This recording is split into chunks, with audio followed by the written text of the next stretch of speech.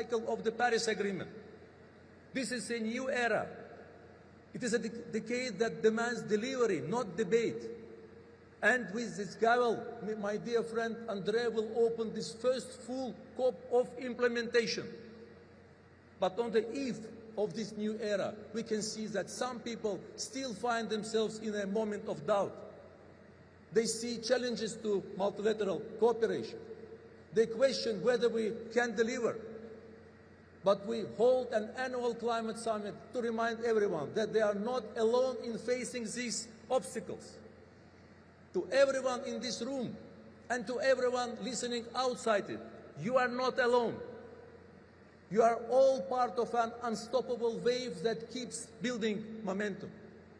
Every community fighting for survival. Every young person demanding a future. Every business is investing in solutions. And we are far greater than the challenges we face. Brothers and sisters, Azerbaijan is still with you. Our team is still here. Myself, Yalchin, Nermin, Nigar, Leila, Umaira, Rashad, Elchin, Elmattin, and all the rest of us are still standing shoulder to shoulder with you. Together, let us show the world how many of us there are. Let us back Brazil and embrace the mutual. Let us fulfill our promises and let us deliver this COP of implementation in solidarity for a green world. I thank you. Muito obrigado. Boa sorte. Good luck.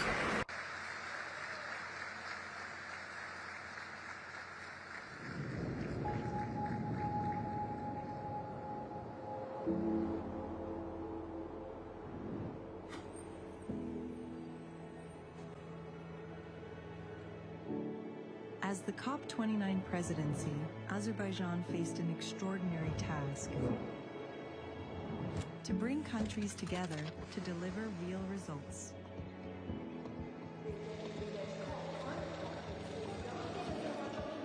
But we faced many global challenges: conflicts, elections, economic crises. And we had our own problems. The Caspian Sea is shrinking. Our glaciers are melting. Our people are under threat. But our mission was clear. Our president told us to stand with the most vulnerable, those who did least to cause this crisis but suffer most, and to unite everyone's solidarity for a green world.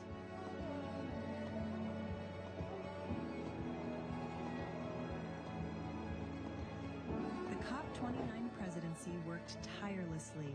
We hosted open dialogue. We set out a plan to enhance ambition and enable action. And we welcomed you to Baku with tens of thousands of participants, 80 world leaders, for the second largest COP in history. We worked day and night, and there were moments when success seemed out of reach. But in the final hours, we landed a deal. The centerpiece, the Baku finance goal, was the largest financial commitment in UN history. Donors promised to mobilize $300 billion per year by 2035, and we set our sights on scaling up to $1.3 trillion from all sources.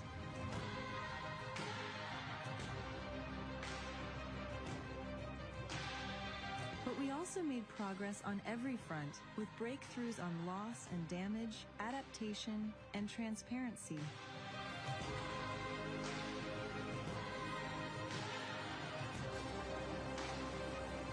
We unlocked carbon markets worth up to $1 trillion a year by 2050. Major economies announced deep emissions cuts. Every G20 nation now has a net zero goal. Over 130 countries signed the COP Truce Appeal, and we ran an action agenda to deal with everything from energy storage to methane and water.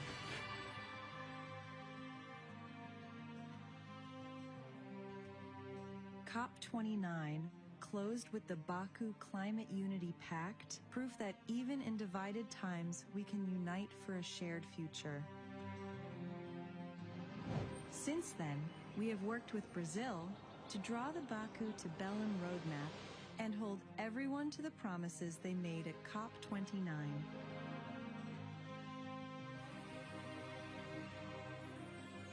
Now, we gather again in Brazil, where the UNFCCC was first signed, and in the heart of the Amazon. The task is clear. Back Brazil, fulfill our promises, give a green light to green investment, and keep moving forward in solidarity for a green world.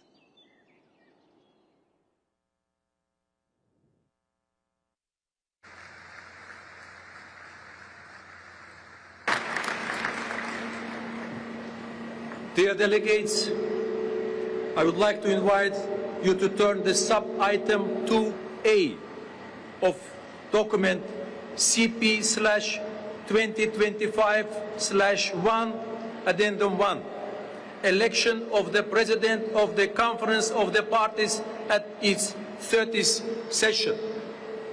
In accordance with the Rule 22, Paragraph 1, of the draft rules of procedure being applied, the office of the President is subject to rotation among the 5 UN regional groups. We continue the cycle with a President from the Latin American and Caribbean states. I am honored to propose that the conference elects by acclamation His Excellency André Aranha Correa de Lago as President of the Conference for the Parties at its 30th session.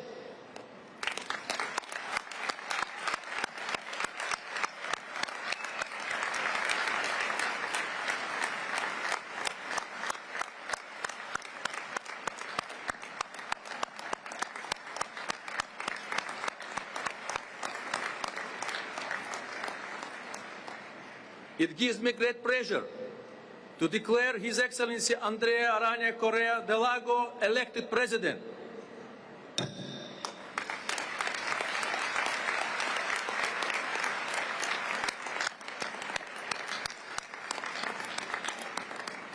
I congratulate His Excellency Correa de Lago on his election.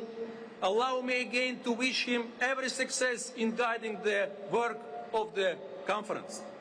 I would like to invite His Excellency de Lago to take his seat at the podium.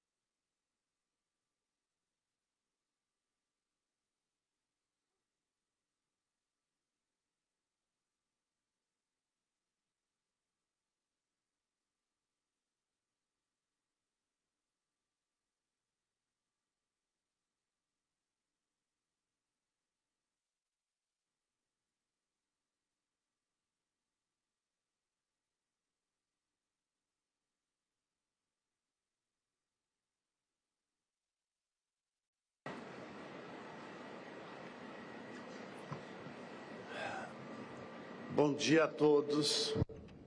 Good morning, everyone. Very welcome to the beautiful Belém. Mr. President of the Republic,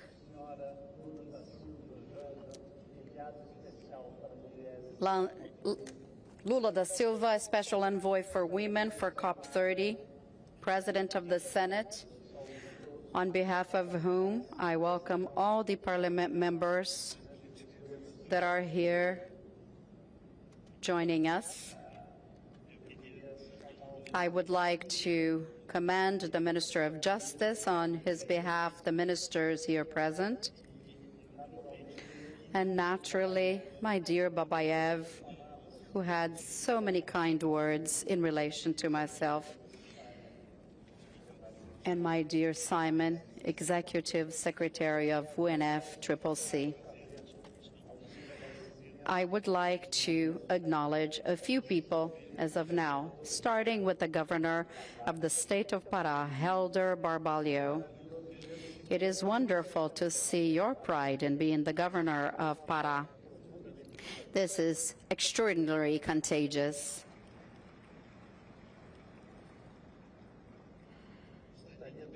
I also would like to commend the governors present. And I also commend the mayors here present on behalf of the mayor of Belém, who's also here with us. The presence of governors and mayors is extremely important because subnational entities play a central role in implementing the decisions of the COPs. And also the presence of all Parliament members, together with governors, with courts, shows the fact that Brazil is gathered together around the agenda of COP30. And I believe it is highly important for the world to see that there is in Brazil such a gathering and union of all instances for an agenda that, as we all know, will be exceptional for the growth, generation of jobs, and improvement of people's lives. I would also like to thank all of those who have worked tirelessly to make COP30 happen, from the planning stages to some years to these days when we will spend so many hours in this venue. I would like to acknowledge that the works for the preparation and coordination of COP30 was in the hands of the Chief of Staff, Minister Rui Costa is here. I thank him and the whole team for the extraordinary efforts that I was witness to. I would also like to thank the high-level champion of Brazil, Dani Ospi, the champion of youth, Marcelo Oliveira, and I also want to mention the circles of COP presidency, amongst which we have Minister Sônia Guajajara, who is a chair of one of these. I would also like to commend the special envoys, Brazilian and foreign, who have followed me along this year, and the members of the councils of the COP presidency. Finally, dear friends, delegates here present, I cannot start by speaking of the Minister of Environment of Brazil, Minister Marina Silva, the head of the Brazilian delegation, an inspiration to so many people in this world. And you can rest assured, Minister, a great inspiration to the Brazilian presidency of COP.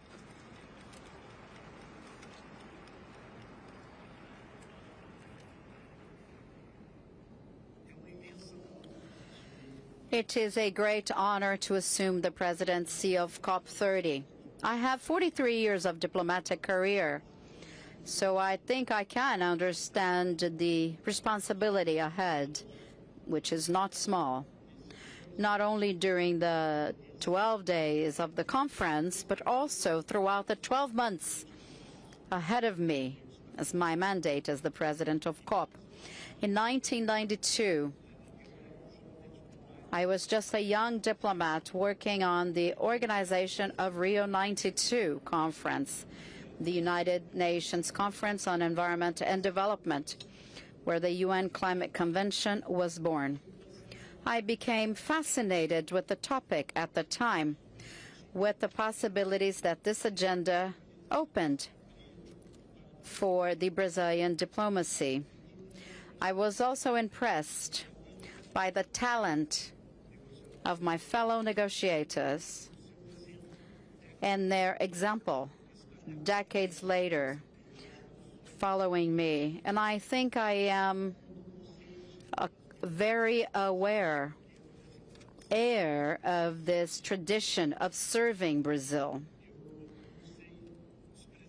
I cannot express how proud I feel to serve my country.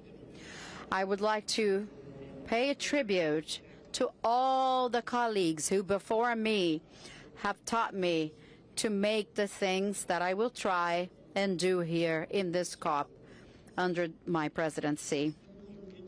We're gathered here to try and change things. I deeply believe that human beings are essentially good, but we know that they are capable of terrible things, such as war, which has unfortunately returned to threaten the lives of so many. Yet humankind has done and continues to do extraordinary things, and to think that we can improve people's lives is what inspires us. And despite recent setbacks, living conditions around the world can continue to improve. Science, education, and culture show us the way. And in the fight against climate change, multilateralism is the way. And even if I may be biased in speaking well of multilateral diplomacy, I will do so. With the Montreal Protocol, in 2.5 decades, we were able to eliminate 95% of the gases that cause the ozone layer hole, which is now healing. To remind you that the Paris Agreement 10 years ago came in a moment in which we were supposed to exceed 4 degrees of temperature, and now we know that we have reduced a lot, but we know that we have to work much more to reduce even more.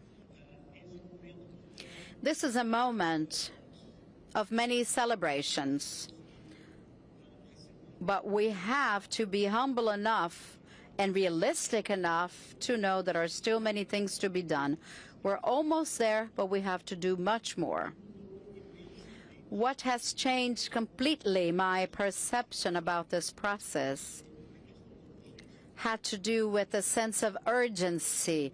My background is in the defense of the interests of a country. Just like any of you here, we have to defend the interests of our countries. But urgency is the element that adds to it, which is something that is as present and that make us be reminded with sadness, such as this week in Brazil, in the state of Paraná, or in the Philippines, or a few weeks back in Jamaica. Our responsibility is immense. President Lula, I owe entirely to you the fact that I am sitting here today.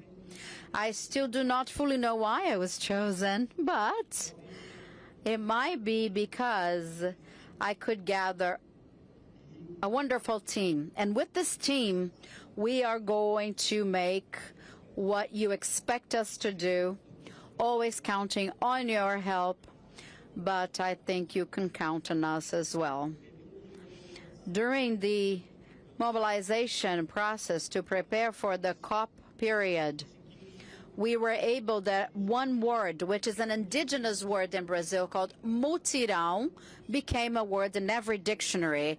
And it is through the mutirão that we are going to be able to implement the decisions of this COP and the previous ones. We want, and we have said many times, but we have to repeat, this is a COP that has to present solutions, and the action agenda that we have structured for this COP, of which we will have many ministers of state of Brazil and other authorities in multiple events with absolute essential dimension. This action agenda will show many pathways. Therefore, this is a COP of implementation. I hope it will be reminded as a COP of adaptation, a COP of advancing climate integration with the economy, activities, generation of jobs, and above all, a COP which will hear and believe in science. And in this sense, Mr. President, thank you for having found the ideal formula to define this COP, which is the COP of truth. Thanks so much, everyone.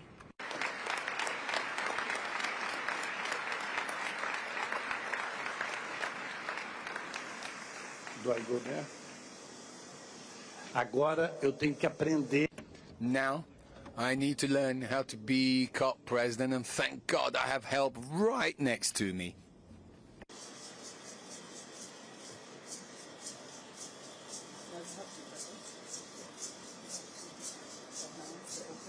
Okay.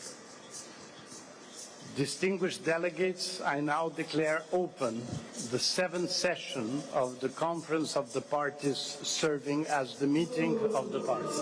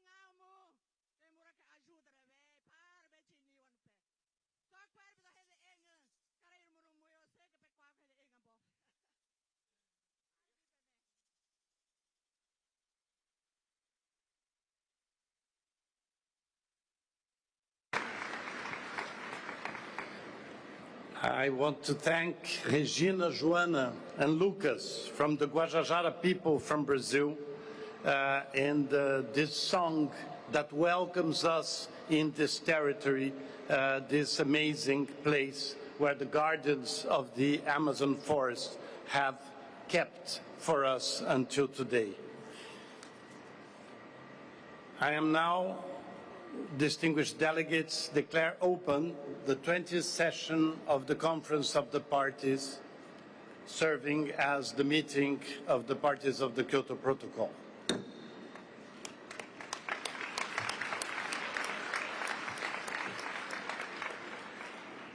Distinguished delegates, I now declare open the 7th session of the Conference of the Parties, serving as the meeting of the parties to the Paris Agreement.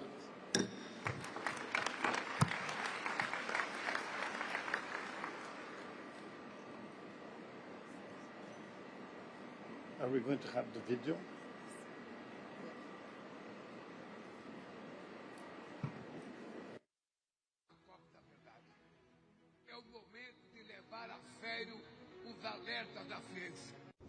We need to face reality and decide whether we will have the courage and the necessary determination to change it. And now, the moment has arrived. Belém is ready. Brazil is ready. From Rio to Paris, we have laid the foundations of the climate regime. Now, 10 years have passed since the Paris Agreement. The world has made progress, but at the same time, the world has changed. Climate urgency requires that we exponentially accelerate climate action. It's time to unite science, solidarity, and cooperation. It's time to deliver. Multilateralism and international cooperation are our only path. Science is our compass. Upholding them is our common mission, a mission that begins and ends with people. In agency, resistance, and imagination, let them be at the center of COP30. In Belém, the Amazon will be the stage for our global mutirão. It will bring together governments, civil society, and the private sector to fight climate change. Here, we must respond to urgency. Climate finance must find real solutions, and commitments must be transformed into results. Today, the eyes of the world are upon us, on our choices, our courage, and the impact of our decisions. In Belém, where the rivers meet the sea, let us renew the alliance between humanity and nature. We can change by choice, together. Now it is up to all of us.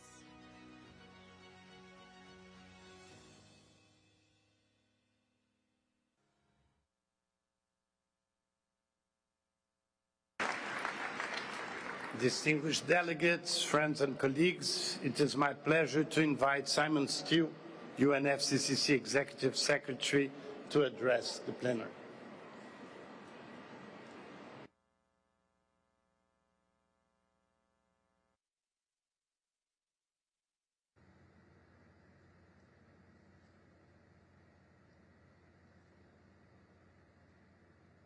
Mr. President, Excellencies, 10 years ago in Paris, we were designing the future, a future that would clearly see the curve of emissions bend downwards.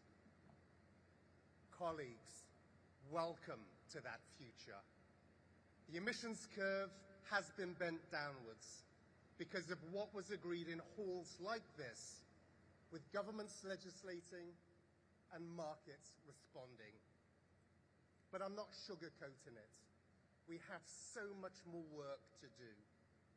We must move much, much faster on both reductions of emissions and strengthening resilience. The science is clear. We can and must bring temperatures back down to 1.5 degrees Celsius after any temporary overshoot. Lamenting is not a strategy. We need solutions. We find ourselves here in Belém at the mouth of the Amazon, and we can learn a lot from this mighty river. The Amazon isn't a single entity, rather a vast river system supported and powered by over 1,000 tributaries. To accelerate implementation, the COP process must be supported in the same way, powered by the many streams of international cooperation. Because individual national commitments alone are not cutting emissions fast enough. We don't need to wait for late NDCs to slowly trickle in to spot the gap and design the innovations necessary to tackle it. Not one single nation among you can afford this, as climate disasters rip double digits off GDP. To falter whilst mega droughts wreck national harvests, sending food prices soaring, makes zero sense economically or politically. To squabble while famines take hold, forcing millions to flee their homelands. This will never be forgotten as conflicts spread. While climate disasters decimate the lives of millions, when we already have the solutions, this will never, ever be forgiven. The economics of this transition are as indisputable as the costs of inaction. Solar and wind are now the lowest cost power in 90% of the world.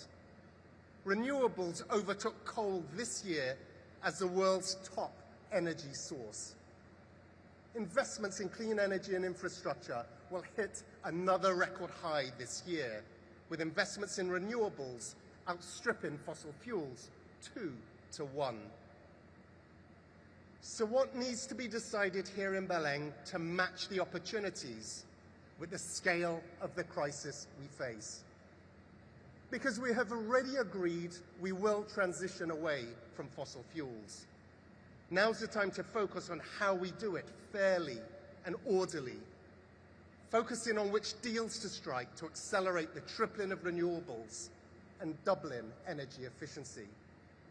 We've already agreed to deliver at least 300 billion in climate finance, with developed countries taking the lead.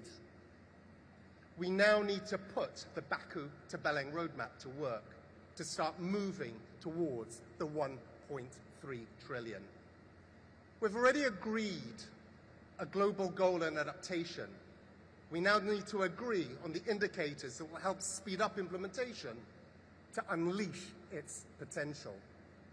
We've already agreed that transition pathways must be inclusive and just, covering whole economies and societies. Now we must agree on concrete steps to turn aspirations into actions. We've already agreed on a technology implementation program. Now let's set it in motion. Strong and clear outcomes on all of these issues are essential. This is how we signal to the world that climate cooperation is delivering results.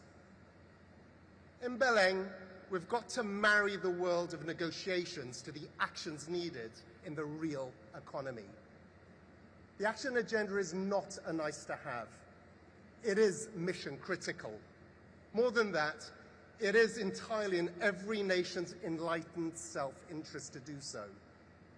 Every gigawatt of clean power cuts pollution and creates more jobs. Every action to build resilience helps save lives, strengthen communities, and protect the global supply chains that every economy depends on. This is the growth story of the 21st century, the economic transformation of our age. Those opting out or taking baby steps face stagnation and higher prices, while other economies surge ahead. To paraphrase President Roosevelt over a century ago, it's not the critic who counts, or the one who points out where the doer of deeds could have done better. The credit belongs to those who are actually in the arena with their faces marred by dust and sweat and blood, who strive valiantly. But friends, let me be clear, in this arena of COP30, your job here is not to fight one another. Your job here is to fight this climate crisis together. Paris is working to deliver real progress. Let's not forget that. But friends, we must strive valiantly for more. I thank you.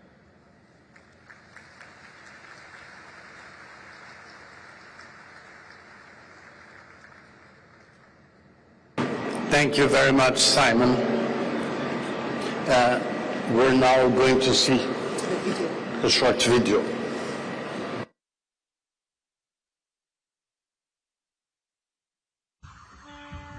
A Amazônia não é Eldorado.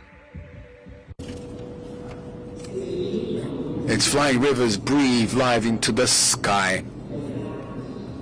Its trees keep the heartbeat of the world. Its peoples hold an ancient knowledge, answers for today and for what lies ahead. Birds, fish, roots, soils, waters are our oldest relatives. Sacred beings guarding the secret of renewal. This living body mirrors the world's truths. In this realm of waters, cultures meet and burst into life. The future is calling. Belém, my ancestral ground. This is the cup of truth. Stand for life.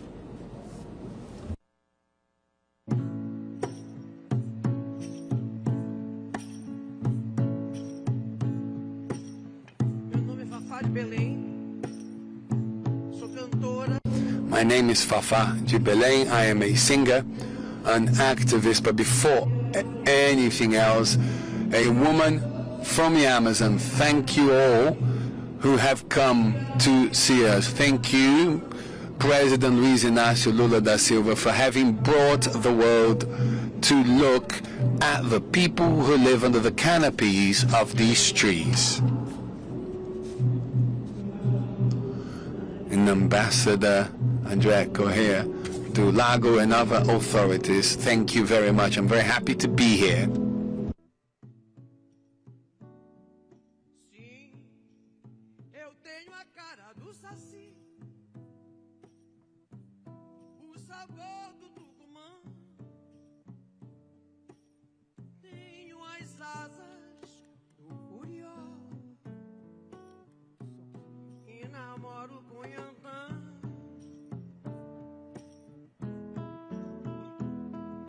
Tenho o cheiro do patichuli e o gosto do tabereba.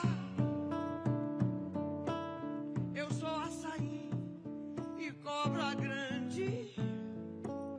O curupiraci saiu de mim, saiu de mim, saiu de mim. Sei dançar o carimbó, do siriá e do lundu. Caboclo lá de Cabetá e índio do Xingu. Sim,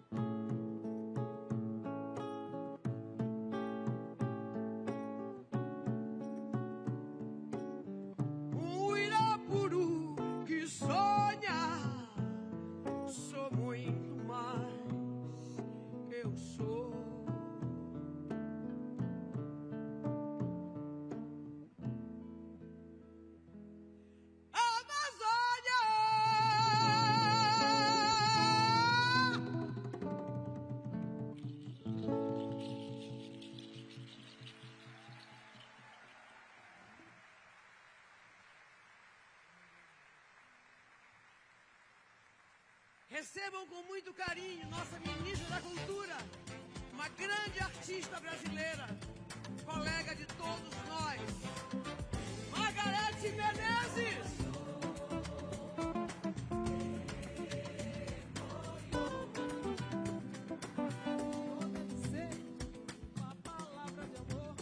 Uma palavra de amor com paladar.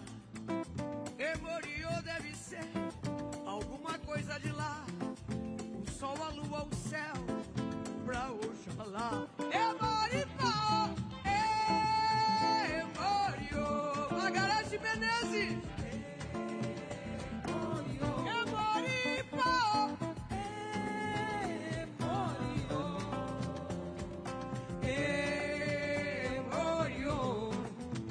Emoriô deve ser uma palavra na boca, uma palavra de amor, um paladar.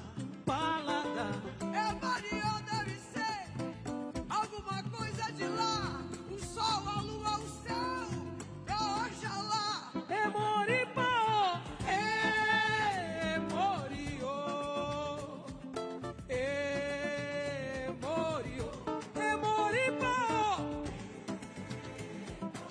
Emoriô. Salve a lua, salve o sol, salve a floresta, salve a humanidade, salve a Amazônia. O futuro da Amazônia é agora. Emoriô. Emoriô. Emoriô. Emoriô. Emoriô. Emoripó. Emoriô. Emoripó. Emoriô. Salve a floresta, salve a Amazônia. Salve a Amazônia, salve o Brasil. Salve as florestas tropicais. Salve a COP, salve a Amazônia. Salve e salve, salve. Salve a humanidade, salve a Amazônia. E salve a cultura popular.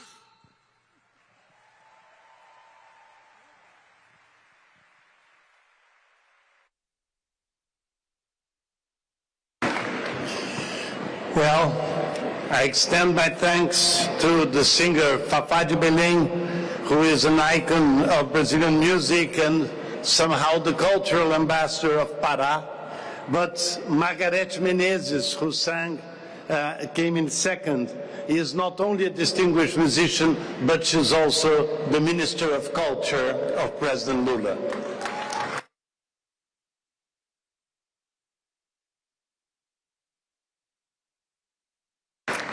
Distinguished delegates, friends and colleagues, it is my pleasure to invite Luiz Inácio Lula da Silva, President of Brazil, to address this plenary.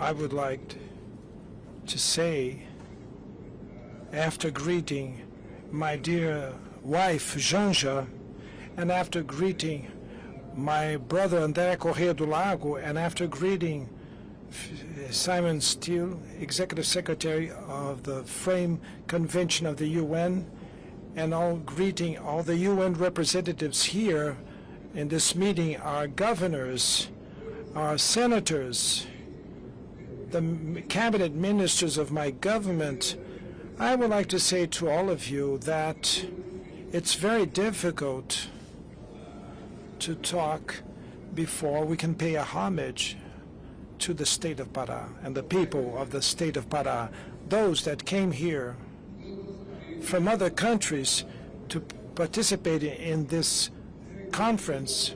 Please pay a lot of attention because you're going to participate in an event in the state that has a wonderful people.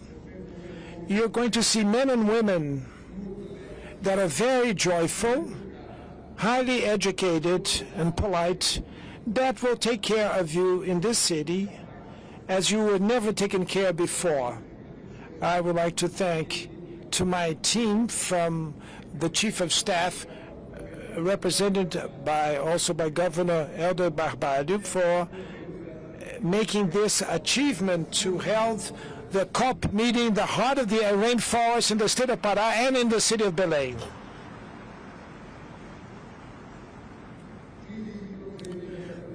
Please try to benefit from this city, of its joy, of the beauty, and also take benefit from the joyful charm, warmth of men and women that will receive you here, that will host you here. And above all, take benefit of the cuisine of Pará. Here you're going to eat the food that you never ate anywhere else in the world.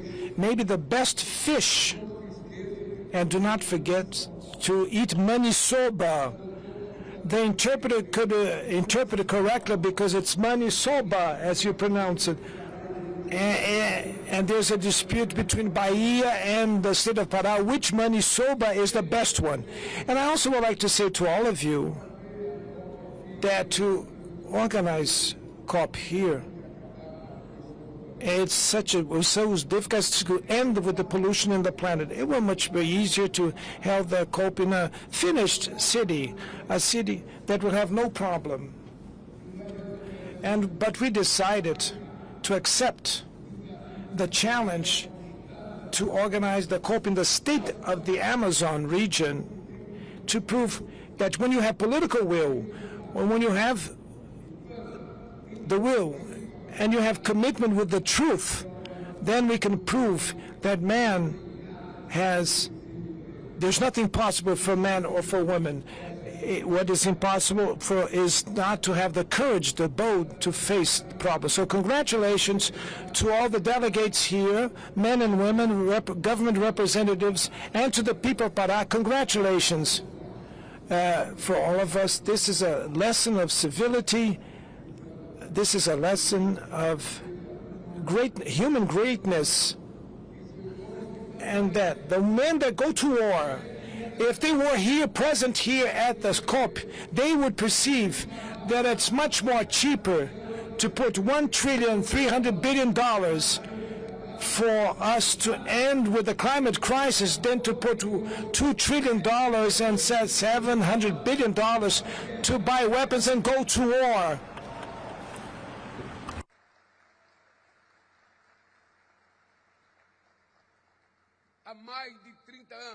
For more than 30 years, at the Earth Summit meeting in '92, the leaders of the world gathered in the city of Rio de Janeiro to discuss development and environmental protection. In that moment, multilateralism was experiencing its apex.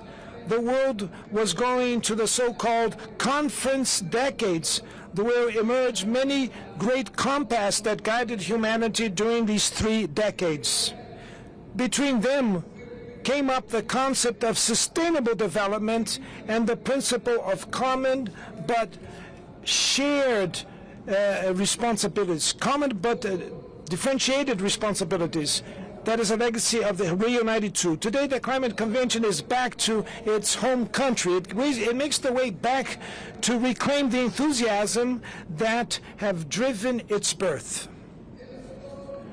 In the next 2 weeks, Belém will become the capital of the world. Negotiators, governors, mayors, members of the parliament, scientists, civil society organizations will be part of this great and collective endeavor in favor of the planet. To bring COP to the heart of the Amazon was a very difficult task, but a necessary one. The Amazon is not an abstract entity. Those that only see forests from above have no knowledge of what goes beneath the trees and its shadow, the biome that is most diverse in the earth, that is the home of almost 50 million people, including 400 indigenous people that are dispersed in 9 countries, developing countries that still face immense economic and social challenges. Challenges that Brazil fights to overcome with the same determination that it managed to bypass the logistics adversities that are inherent to organize a conference such as this size. When you leave the city of Belém, the people of the city will continue with the investments in infrastructures that were made here to receive you all. And the world could then say that it now knows the reality of the Amazon tropical forests.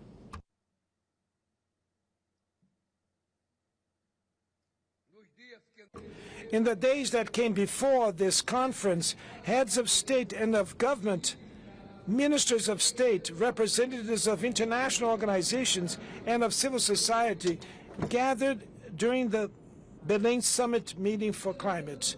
We launched a tropical Forest Forever Fund. It's an innovative facility that in just one day was invested $5.5 billion in investments. We adopted collective commitments. First, integrated handling of fire. Second, the right to land ownership of the indigenous people and traditional peoples, to quadruple the production of sustainable fuel, the creation of a coalition on carbon markets, and the alignment of climate action to fight hunger and absolute poverty. And more, at the fight against environmental racism. The Belém Summit was the arrival point of a long road that Brazil invited the international community to follow this long and winding road during the presidencies of the G20 and the BRICS. The synthesis of the elements that we gathered during this trajectory is contained in the so-called call to action that we launched during the summit meeting, and that was a contribution to the debates for this COP and beyond the COP. Climate change is not a threat of the future. It is already a tragedy of the present time. The Melissa hurricane that hit hard the Caribbean region and the tornado that reached the state of Paraná in the south of Brazil have left fatal victims and a trail of destruction. Droughts, fires in Africa and Europe, the floods in South America and in Southeast Asia, the increase of the global temperature is spreading pain and devastation, especially amongst the most vulnerable populations. COP30 will be the COP of truth. In the year of fake news and misinformation, the obscurantists reject not only the evidence by science, but also the multilateralism progress. They control algorithms, sow hatred, and spread fear. They attack institutions, they attack science and universities. Now it's the moment to impose a new defeat to the denialists.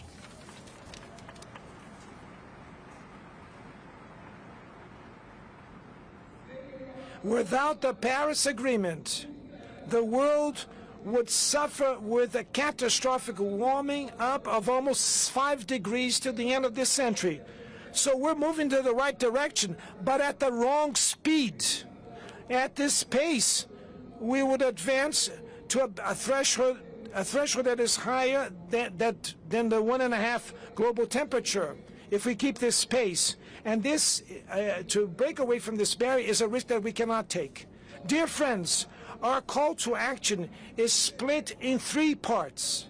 And on the first part, I make an appeal to those countries should abide to their commitments. And this means to formulate and implement the NDCs, the national determined contributions that will be ambitious. Then second, to assure financing, technology transfer, and capacity building for the developing countries, and to give the due attention to adaptations to the effects of the climate change.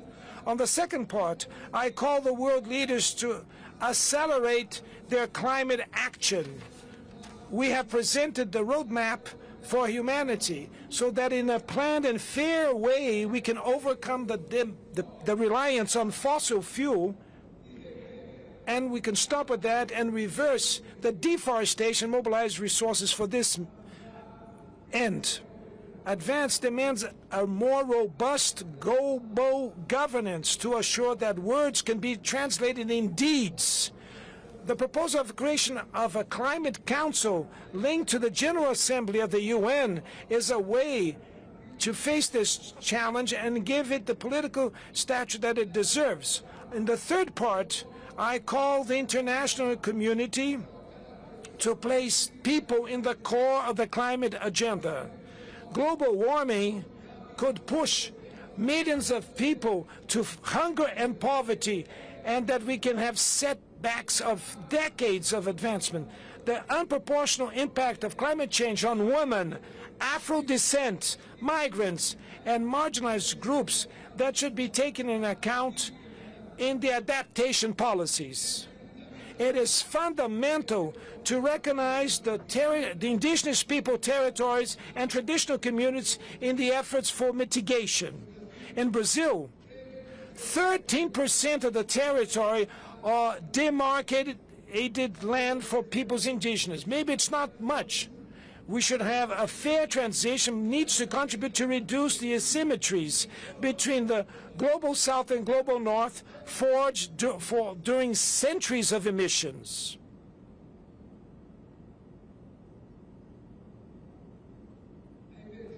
Climate emergency is a case of inequality. It exposes and exacerbates what is unacceptable. It deepens the perverse logic of those that want to live with dignity and those that can live with dignity and those that should die. To change this choice, it is to give a chance to the future that cannot be dictated by tragedy. The lack of hope could extinguish the hopes of the youth. We owe to our sons and daughters and grandsons the opportunity to live in an earth that is possible to keep a dream. The Yanomami shaman Davi Kopenawa said that the thought of the city is obscured and smoked, obstructed by the noise of the cars and of the machineries. So I hope that serenity of the forest will inspire all of us to clarify our necessary thought to see what needs to be done. A good COP30 for all. Thank you very much.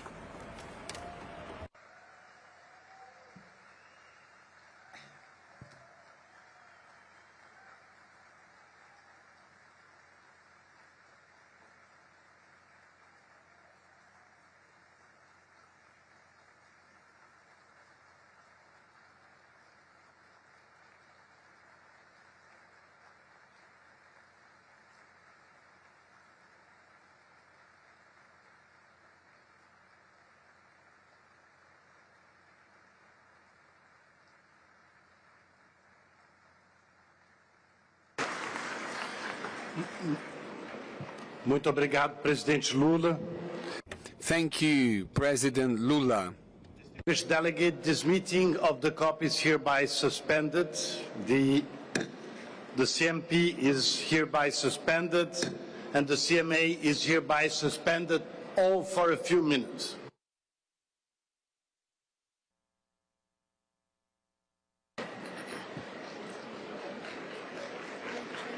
Yeah. Excellencies will change. Excellency delegates, we will take a pause of 3 minutes and then we shall resume the sessions.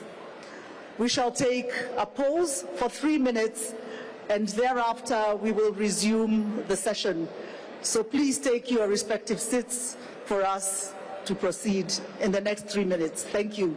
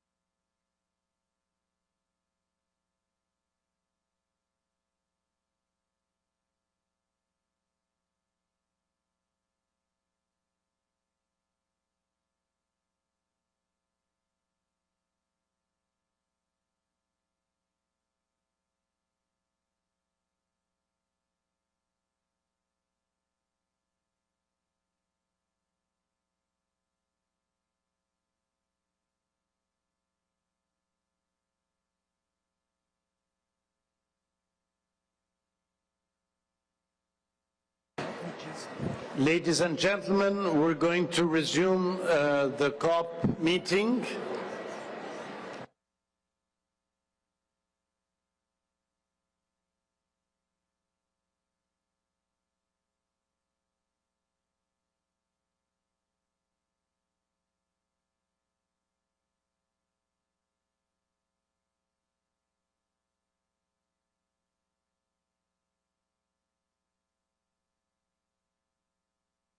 Por favor, vamos retomar a sessão. Por favor, tomem seus assentos, vamos retomar a sessão.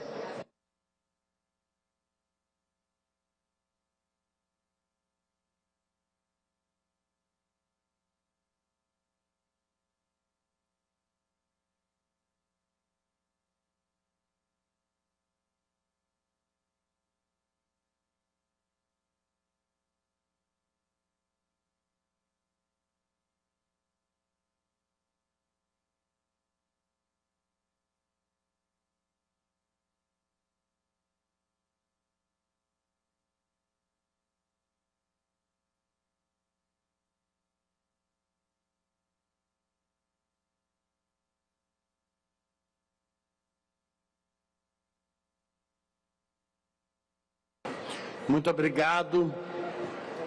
Thank you very much.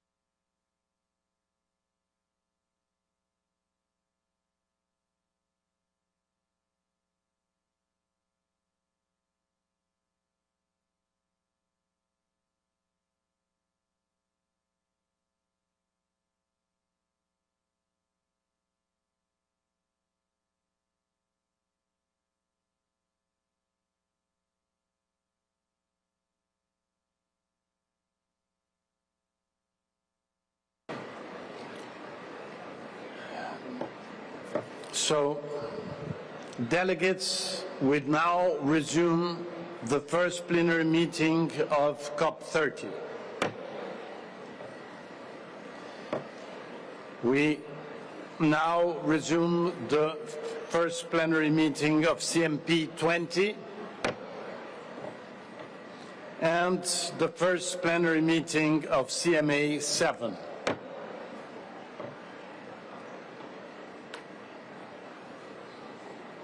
I will now present a video message from the chair of the Intergovernmental Panel on Climate Change, Jim Skill.